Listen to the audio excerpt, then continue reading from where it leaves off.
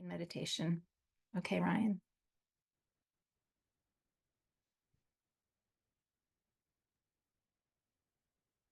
Thank you, Shalane. Hi, everyone. Happy Sunday. Let's go ahead and let's do an Om together. I'm just fixing my tech here. Let's do an Om and then just meditate just for a moment or two.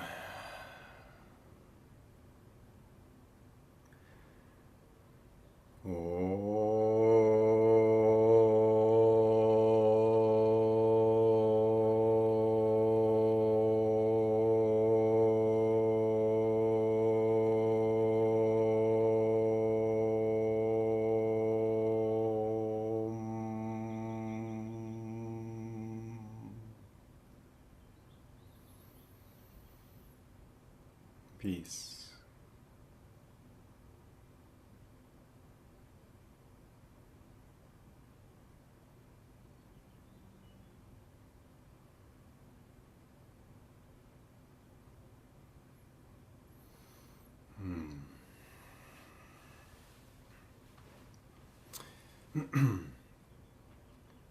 So it was, it was the late fall of 2018.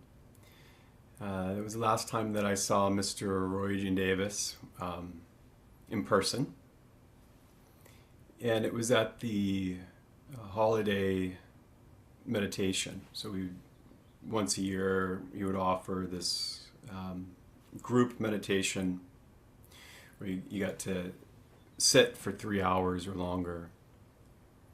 And he'd give little talks, right? There was the meditation day, and then the next morning we'd meditate again. So in that time period, he'd give these little talks, and it was for the Holy Day meditation. It was really just about sitting longer, about really going deeper into the practice of meditation and Kriya Yoga.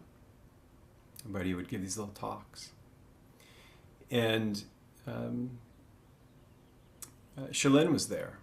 And she reminded me, I guess it was a few weeks ago, she said, he kept talking about awakening, becoming spiritually awake. He would just say it's a choice, right? And he would say it, and it's a pretty profound statement. He would say, "Well, it's just a choice." Right? And when she told me that, I did remember. I was like, yeah, that's right. I remember him talking about it, and it's just such a simple idea. That our process of becoming spiritually awake is a choice that we must make, or that we do make. It is a choice. And within that, it's the choice of everything that we do until that happens. Funny enough, this is just a coincidence, by the way. I'm reading out of Living Consciously in God, and Roy gives these little themes. He says on July 13th, be thankful that you are free to choose your thoughts, feelings, and actions. Choose wisely. All right, I'll read it again. Be thankful that you are free to choose your thoughts, feelings, and actions. Choose wisely. And so that's the theme of the talk today. It's about our choices. Oops, and it's about making the one choice to become fully spiritually awake in this lifetime, and to constantly keep making that choice until it happens, and remembering that that's the choice that we are making until it happens, right? Because we have natural tendencies that will take us away from that process, right? I'll talk more about that too. Earlier this week, it was a very special day. It happens once a year. It's called Guru Purnima, and it's a celebration or a recognition. It's a day of one day of the year that we celebrate the Guru, that we honor and recognize the Guru. And so the question is, what is the Guru? Or what is the Guru? Well, when I was with Roy, and when I was officially accepted into discipleship, formally, I met with him. He accepted me, gave me a blessing, and then I was leaving, and he like an afterthought, I said, "Oh yeah," and he said, "Remember, God is the Guru." He didn't say, "Oh yeah," but it was almost like he thought about it, and he said, "Remember, God is the Guru." Right? And so, if we really look at this and examine this, what we can see is that there is one consciousness, there's one being, there's just this one thing. And this consciousness itself has a natural inclination, if you will. It's a natural process for consciousness to awaken so that it experiences itself. So consciousness is everywhere, it is everything. And we have these, we seemingly have this little independent self. And so the process of becoming spiritually awake is that consciousness within us no longer fully identifying with the body, the personality, the mind, all of our thoughts, all of our feelings. It's no longer contained within this little little unit, if you will. Because consciousness will identify with that, wherever it is. It's identifying with the vessel, it's identifying with the circumstances. But then in time, that consciousness ascends, or it has this natural process of awakening within us. And then we have the experience of consciousness experiencing itself. Right? And this is what it means to be self-realized. Self being the ultimate self, and realizing that oneness consciousness, that oneness reality, the truth of our being. And so if we're looking at this honestly, we will notice that there's a lot of little things in our life, in each one of our lives. If we really look from just being a child, most of us when we were born, we had a sense of our spiritual divine nature. It was just natural, right? We just had the sense of it, and we were also in communion with it, and we were in this natural flow and rhythm with our true self. And this is true for most children, but then it's also true that because of natural tendencies that are held within the unconscious or subconscious and outer influences that create more tendencies, that we begin to forget that, right? It is always there. It is always there, but we start identifying and associating our little consciousness with other things, right? But if we really look at that, I think for most people, if you can remember your childhood, if you can go back, you might really see that was true for you. I know it was true for me. But if we really are honest with looking at our life, we'll notice that there's all these little things, and sometimes big things that happen throughout our life that we can say it's the impulse of grace, the impulse of consciousness interacting with our little unit, our little self, these things that occur within our life that give us this little spark of awakening, this little spark of, oh yeah, there's something bigger, oh yeah, there's something more, right? And these things can be really subtle, or they can be really massive. But if we're really looking at it again, we'll see that there's this grace within our life, and that is the Guru. Guru is this process of consciousness that is all throughout life. Some people would say it's good luck. right? And it is. But it's impersonal. It's just a natural process of awakening. And it happens in all these little ways to get us to a point where we are lucky enough to know that we're not awake. Right? And that's kind of like a beginning point. But if you really understand, if you really look at it, like, that's a great blessing. Just to awaken enough, to be consciously awake enough to know that you're not fully awake. Right? If you know, like, if you really know that there is this process of awakening, and you know it, and you know you're not there yet, and you want to experience that, that is a good place to be, right? It's a good place to start. We don't want to stay there, but you have to understand that that's a place where most people aren't, right? Most people have no. They're not thinking about this.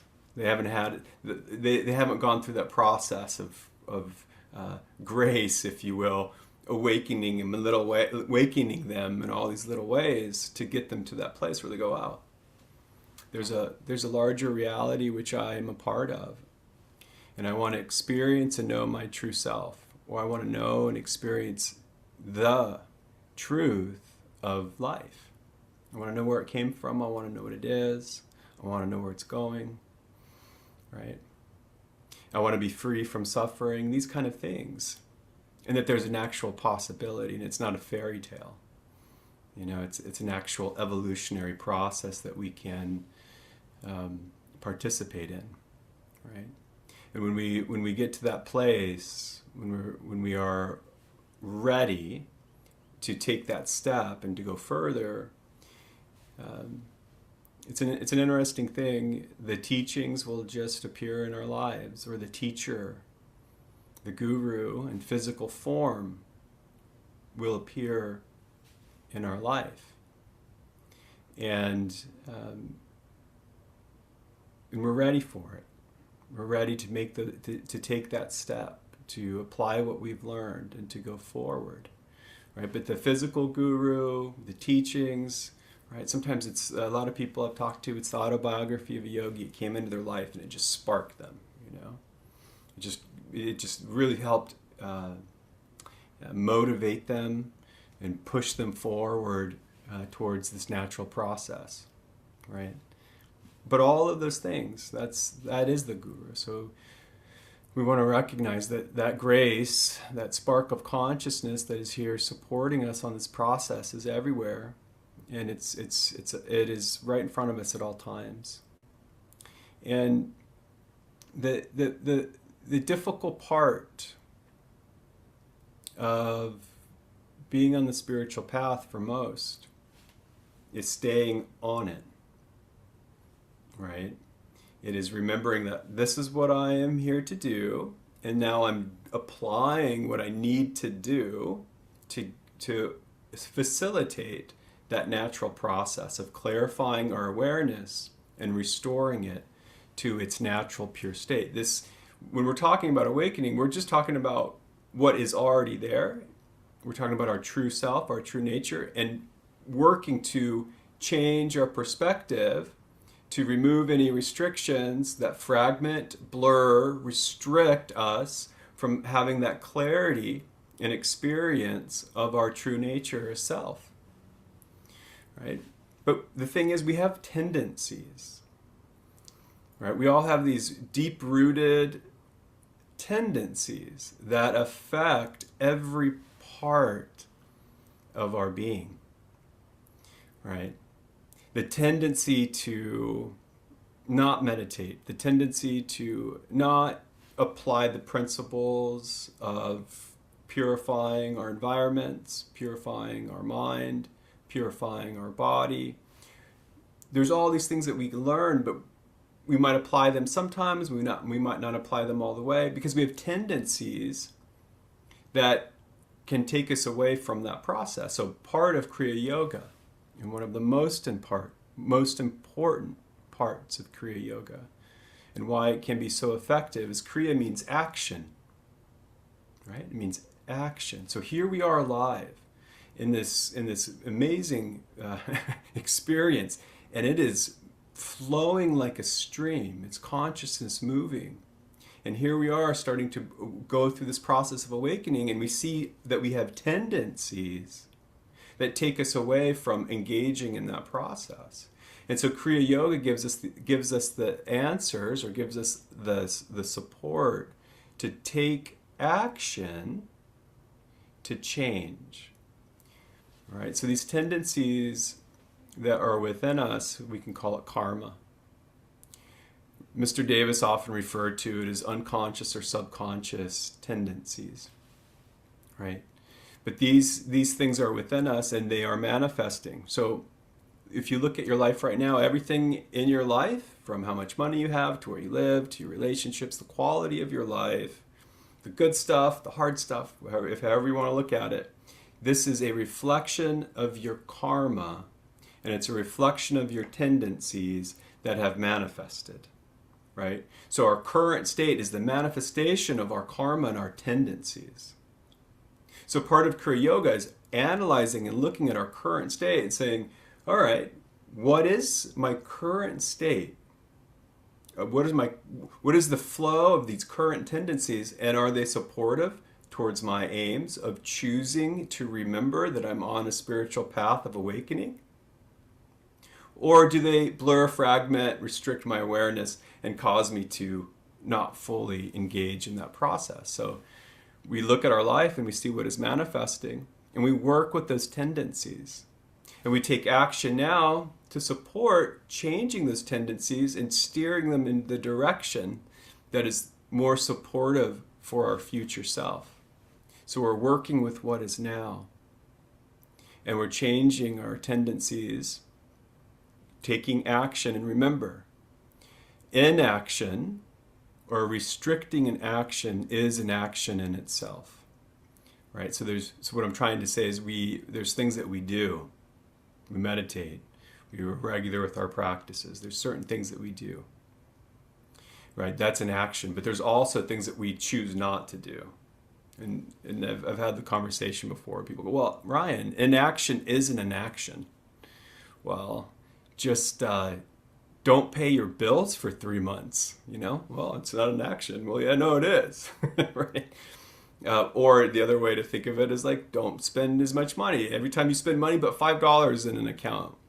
And see, so, well, I'm going off on a tangent here, but what I'm trying to say is inaction is also an action. So when we're looking at how we work with our tendencies, it's what we do, what we're choosing to do, and what we're choosing not to do, right?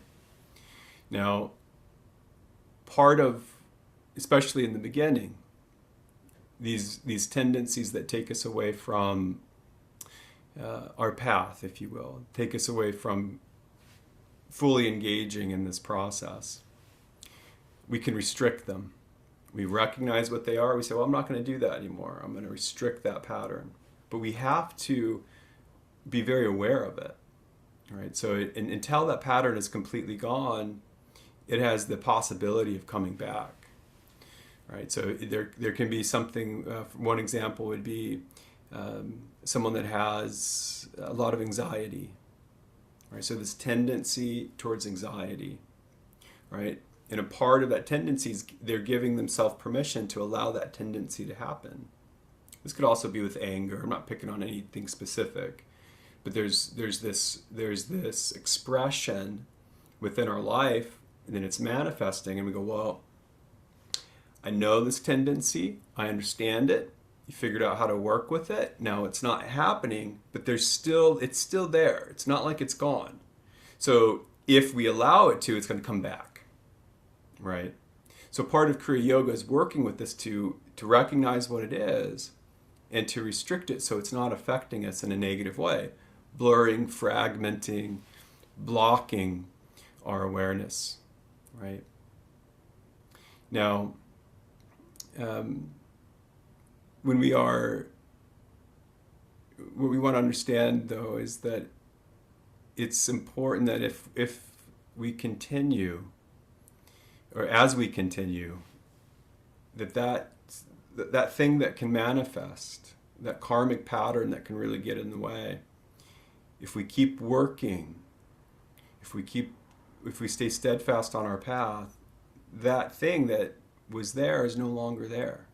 It will no longer affect us, and I'll talk more about that. But there's one more part of this, right? So there's the tendencies that are manifesting now that we have to work with, that we have to restrict and watch, right? But within each of us, within all of us, there are karmic tendencies. There are things that can happen at any time that haven't happened before. So part of our process with this is being aware of things that can happen that haven't happened.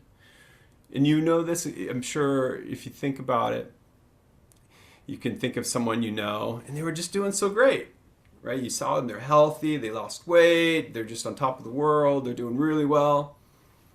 And then you see them again, and it's just the opposite, right? Maybe it's a couple years later, and it's like, wow, so-and-so is doing so great. But now things look really hard. Like they're not doing so well, right? And that's because through that process, there's a karmic pattern or tendency that was dormant that came forward, an unconscious or subconscious tendency that manifested within the mind, that manifested within the actions, thoughts, and behaviors of the individual, and that's what they're dealing with now. Right? That's what they're dealing. So our process of Kriya Yoga is taking action, which again has to do with inaction or restricting certain things, so that our patterns, our unconscious, subconscious patterns, aren't taking us away from the path, right? And so Kriya Yoga is, of course, the things that we do. It's having the discipline, which just means being able to think, I'm going to do this, and then do it. Right? Discipline is a big scary word, but it's the word. But what it does is it makes everything better. Right? Discipline is a big scary word for a lot of people. Like, discipline. But if we really think about what discipline is it is what makes everything better. Right? It is choosing our behaviors, what we're going to do and what we're not going to do. So for an example, meditating deeply every day, being regular with that process. Right? And so with our practices, we do pranayama, we engage in deep contemplation, we are regulating our lifestyle. Every part of our lifestyle is a part of the spiritual path. So it's like from our environments to our bank accounts, from all of our relationships, it's all part of the spiritual path. And so there's a lot of things that we are working with in that process. So Kriya is the action of doing or restricting our physical life, so that our thoughts, feelings, and behaviors are in alignment with our spiritual path. And on top of that, the thing that we're also engaging in constantly is self-analysis. Analysis of our own self with honesty. Looking at our tendencies, looking at our current state, looking at our relationships, looking at our environments, and looking at it in a very sober way and going, is this working for me? Is this helping me in my path of higher consciousness, or just being more clear, or just being happier, being more free, right? So we have to contemplate and analyze our current states. We have to become a student of ourself.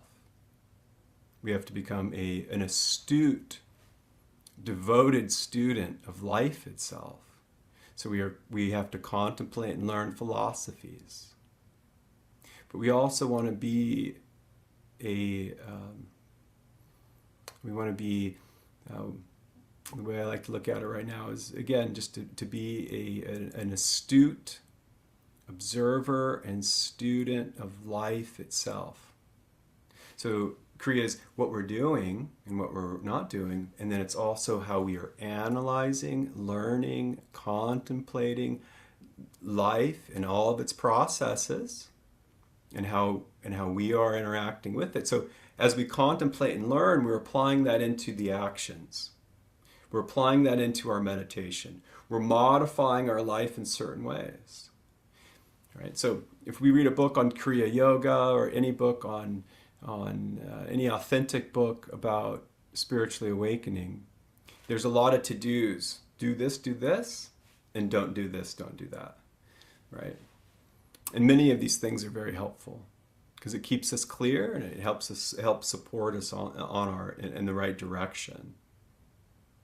But at the same time, this is a really important point, as we work with contemplating and looking and becoming an observer of life and analyzing ourselves, what we need to do in our life, what we need to do or what we need to avoid is individualized, right? We are interacting with and working with the process, and we are modifying our thoughts, our feelings, and behaviors in a way that's supportive for our experience of awakening, right? So everyone's a little different. Some people need to, like, for example, it's a good idea to not eat meat, right? It's a good idea to have a very clean diet, no processed foods. Your foods directly, they have such an impact on your consciousness. It's unbelievable, right? Just fast for a while and then bring in foods and see how it affects your energy and your mind, right? But for some people, a lot of people do better without eating meat. But there are people that need that, right? Like, for example, the Dalai Lama, who just had his 90th birthday. Well, he says that he has to eat meat. Here's a very highly regarded Buddhist, right? And he eats meat, right? So my point is, it's not about eating meat or not eating meat. It's about the process of what is right for us as we engage with our process of awakening. How we modify our life to be supportive for that process is individualized. So these two things are working together: what we're doing, what we're not doing, how we're modifying our life, and then how we are deeply contemplating, how we are studying, right? How we are learning. But the third part, and this is the magic ingredient, they're all important, but the third part is surrendering the part of us, this little sense of self, this part of us that's egoic or feels so important, feels it just feels so important, right? But when we sit and we look at the whole of life and we interact, we open our heart to life itself, the bigger picture of life, the infinite aspect of creation, and we just look at life and how magnificent it is, and we imagine what is beyond it, right? It is so massive, it is so magical. This little part of us, we just surrender to it. We say, I surrender to that. And we don't just say it, we actually do it. We align our heart, we align our being, we align our little self, and we surrender it to the larger part of reality. And as we do this, as we really surrender, then what we contemplate and understand through our contemplation increases. And it motivates what we can do as far as our actions in life and how we avoid or work with our tendencies that take us away from being free. So again, we have to surrender. It's a really important part. Surrender and alignment. Deep contemplation, understanding. And then putting that into the action of our life to modify it, to support our process. All the while, though, these tendencies that can come up they're still there until they're removed.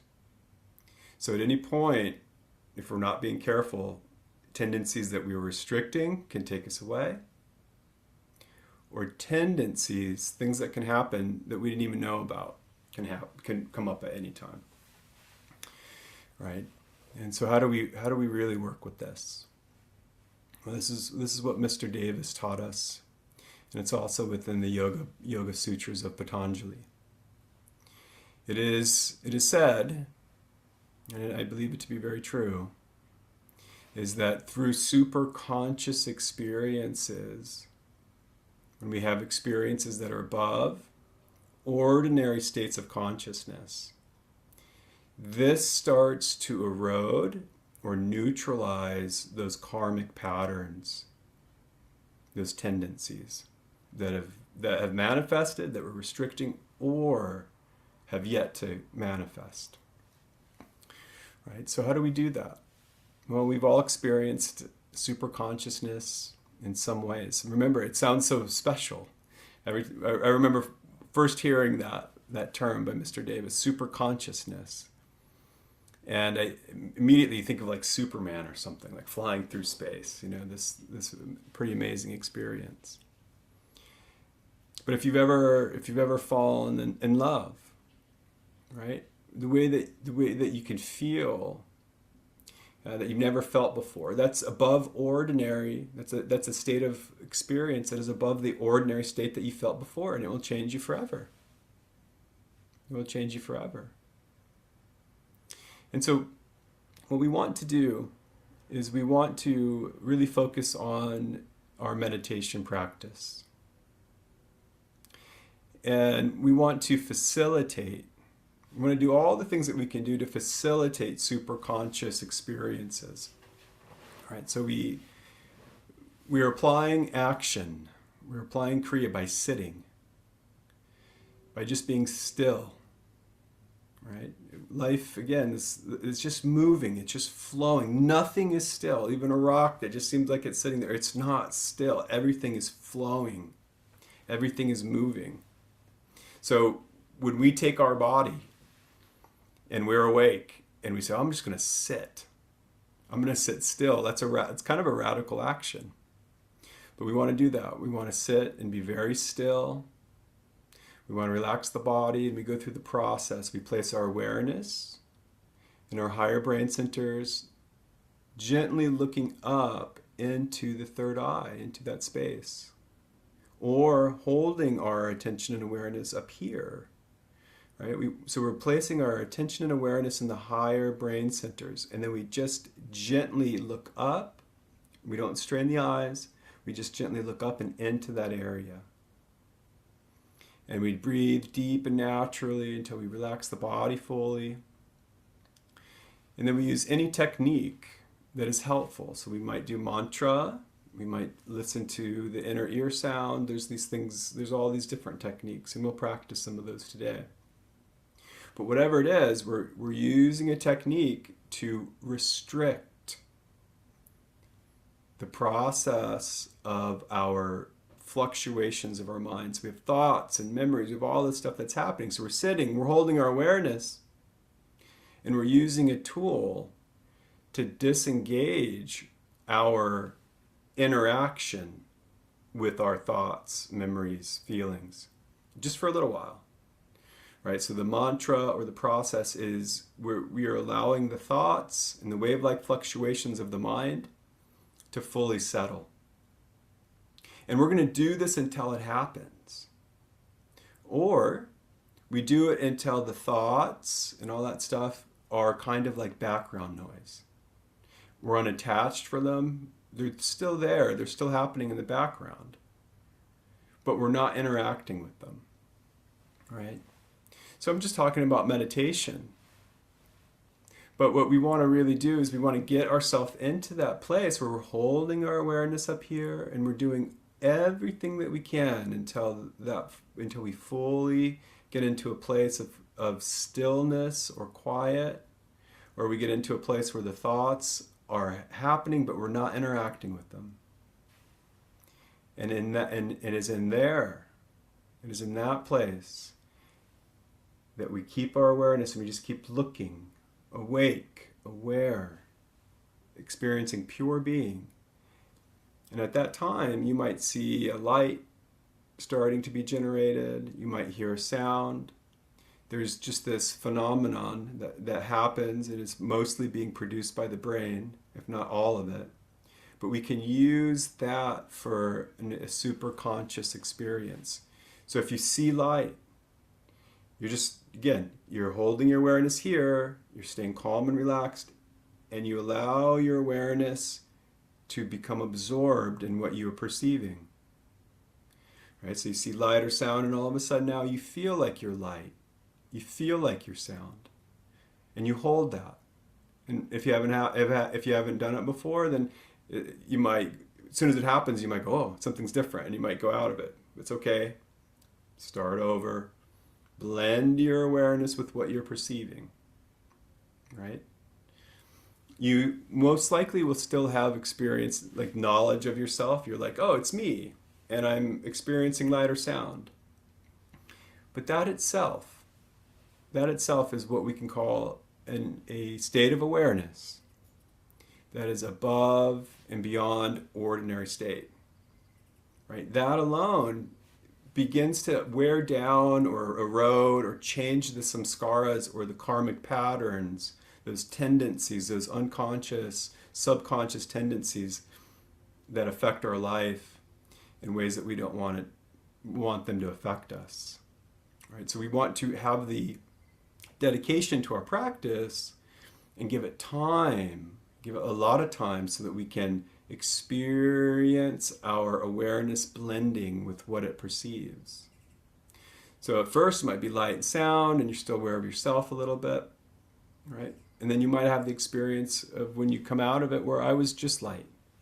There was no Ryan, there was no you were just light. Or you might go beyond that into a place that is without any attributes. You experience what can be described as emptiness or nothing. Right? So, well, what's the benefit of that?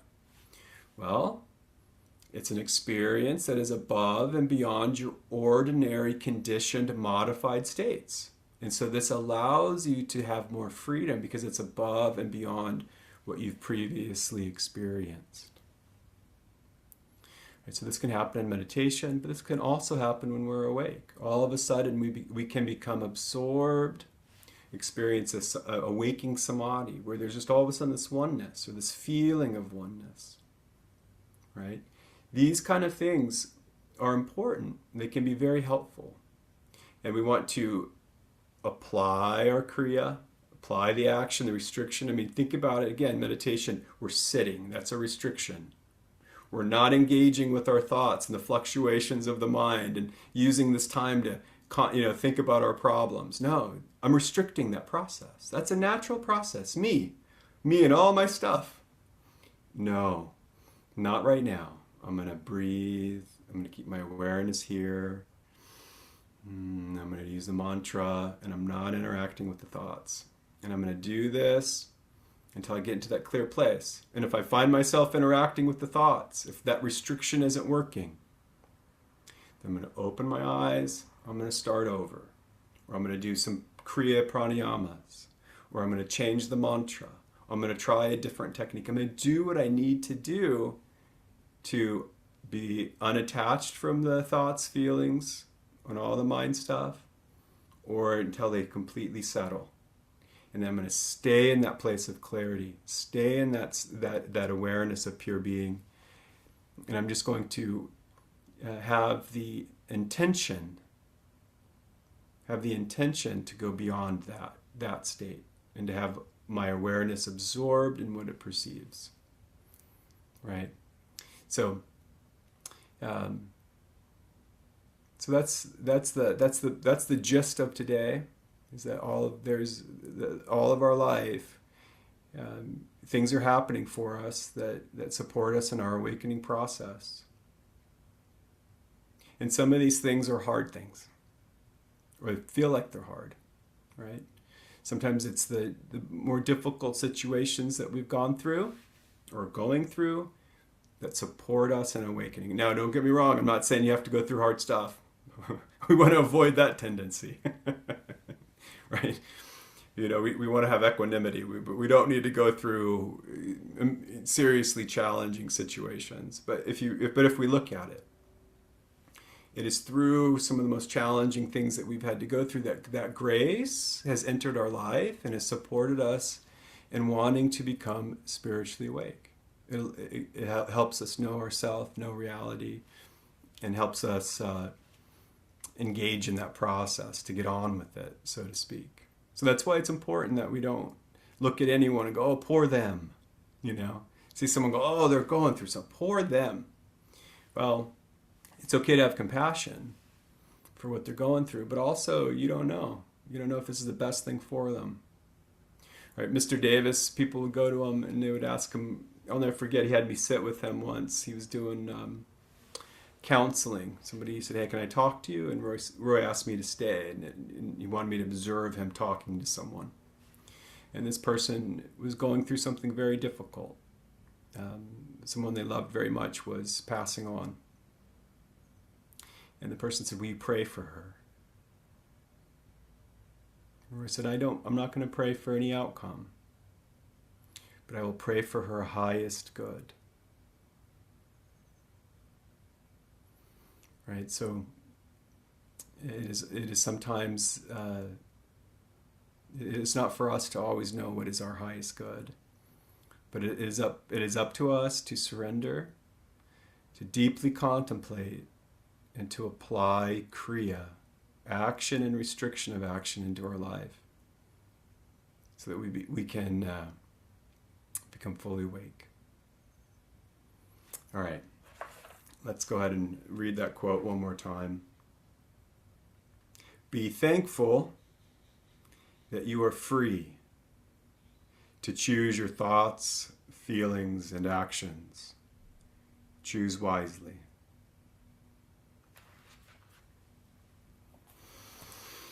All right. Oh, goodness, I went way over. Let's meditate. Let's do 3 ohms.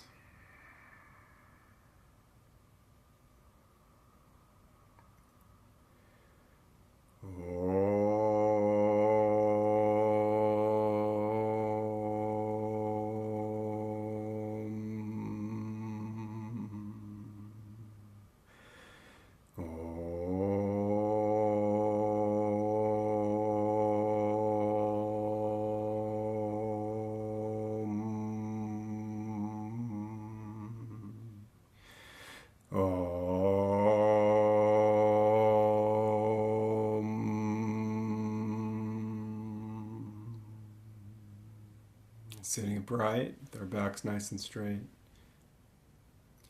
Let us open our heart. Let us open our mind. Let us open up our whole being to the infinite reality which we abide.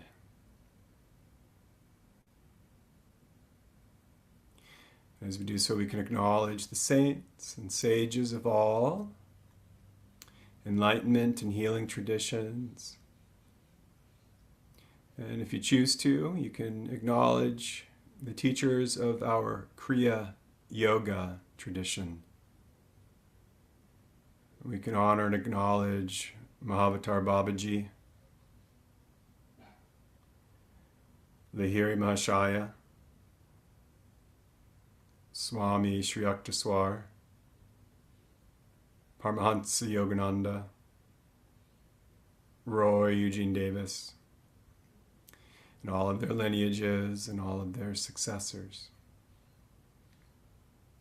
Allow your meditation to flow and use any technique that works for you. Just relax your body. Take some deep breaths. Place your awareness in your higher brain centers. Without straining your eyes, look up and into the third eye. Hold it there, gently.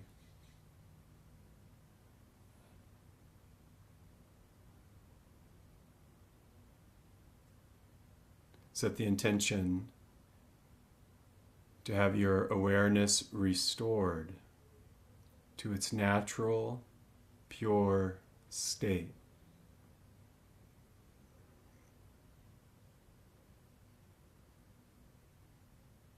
Use any technique.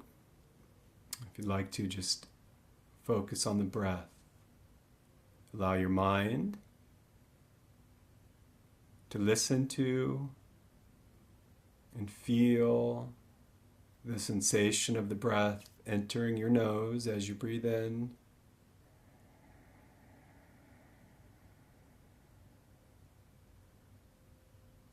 And allow your mind to focus on the sensation and flow and rhythm of the breath as you breathe out.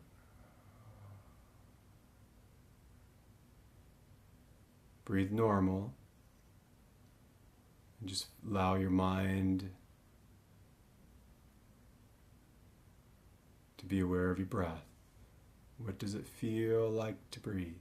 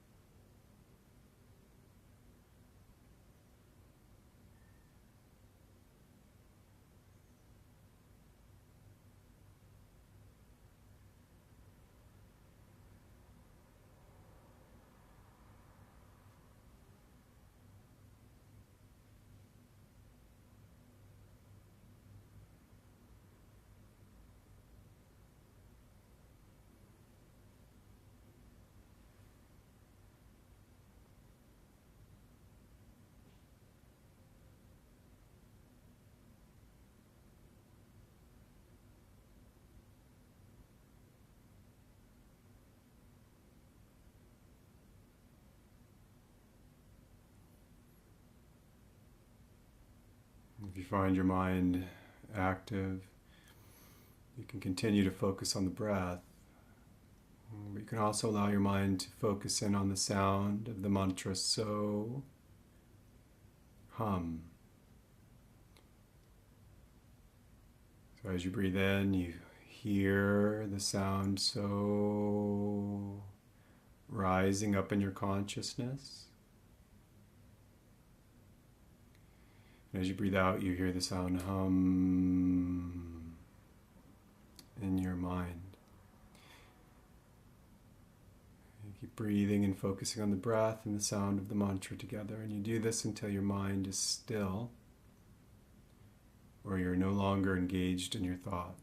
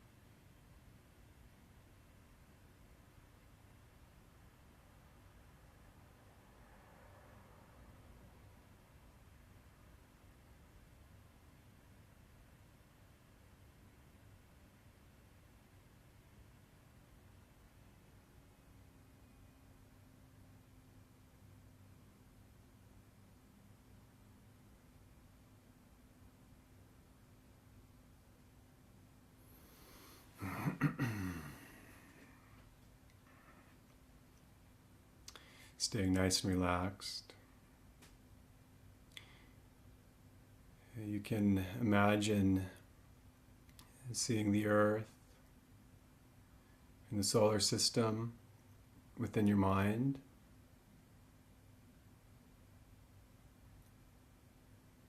Seeing the galaxy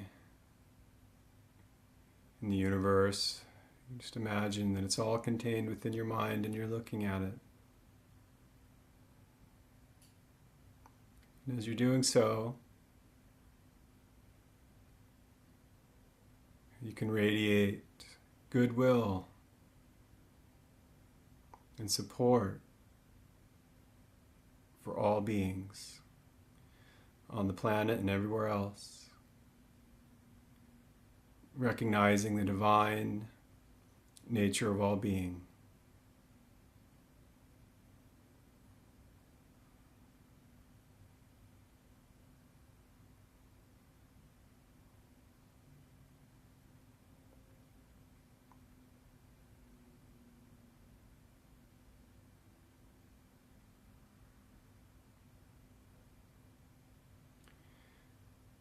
Remember that as you go forward today, through right action, you have the full support of the universe.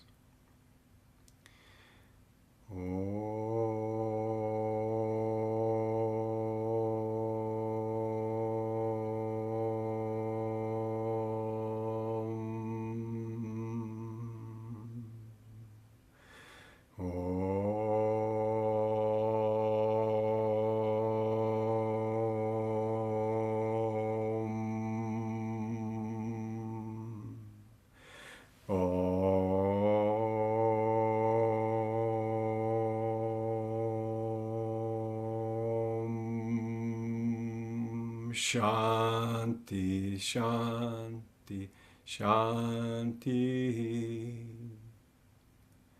Om.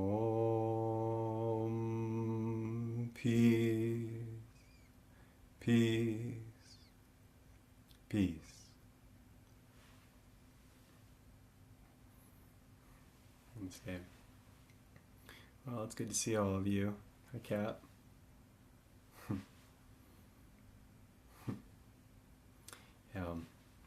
Well, thanks for coming. Have a great day. And sorry the meditation was a little short. I should have restricted. All right. Bye, Barbara. Bye, Shelton. It was real good, Ryan. Thank you. Thank you, sir. All right. Bye. God bless you both.